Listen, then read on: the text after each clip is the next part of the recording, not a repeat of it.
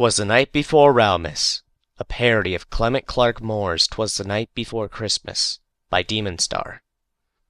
'Twas the night before Raomas, when all through the house not a creature was stirring, not even a mouse. He was too busy fighting a fish.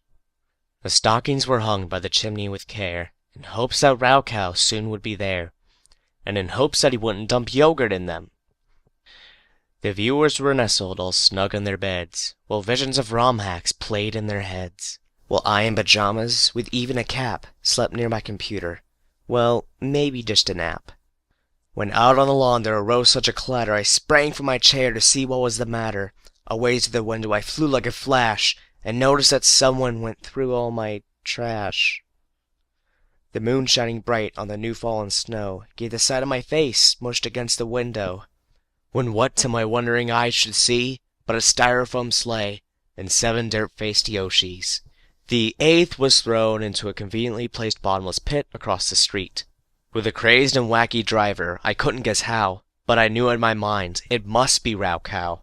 More rapid than Charlie's, his dinos they came, and he whistled and shouted and called them by name. Now Seinfeld, now Beefcake, now Yahtzee and Morse, on Jersey, on fish paste, oh Bob, you dumb horse! To the top of the porch, to the top of the wall, now dash away, dash! Oh, look at Bob fall! As Bob fell to the ground, his wings wouldn't fly. Hey, he's got 6 more, so what if one dies? So up to the housetop, the Yoshis they flew, with a bucket full of games, and Raocow too. And then in a twinkling I heard on the roof a shingle broke off with each stomp of each hoof. Well, technically Yoshis wear boots, but let's not get into that. As I drew in my head and was turning around, down the chimney Raocow came with a bound. He was dressed all in cashmere from his head to his heels, and his clothes were all tarnished with buttons and banana peels. A bundle of games he had flung on his back, and he looked like a mailman except he's on crack. His eyes, how they twinkled! His smile looked so merry! His cheeks were like roses, his scalp quite hairy.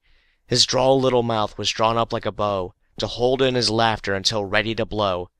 As a smile crept up from his mouth to each cheek, at first it was a chuckle, then a laugh started to leak.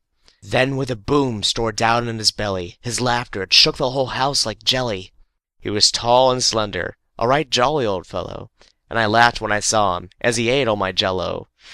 With a wink of his eye and a twist of his head, he soon gave me to know I had nothing to dread, except the fact that just his laugh almost brought the house down. He wasn't that silent as he rambled while at work, and filled all the stockings, and then turned with a jerk. I really hope he didn't dump yogurt in them. And laying his finger inside of his nose, and giving a nod, through the ceiling he rose. "Who's gonna pay for that now?"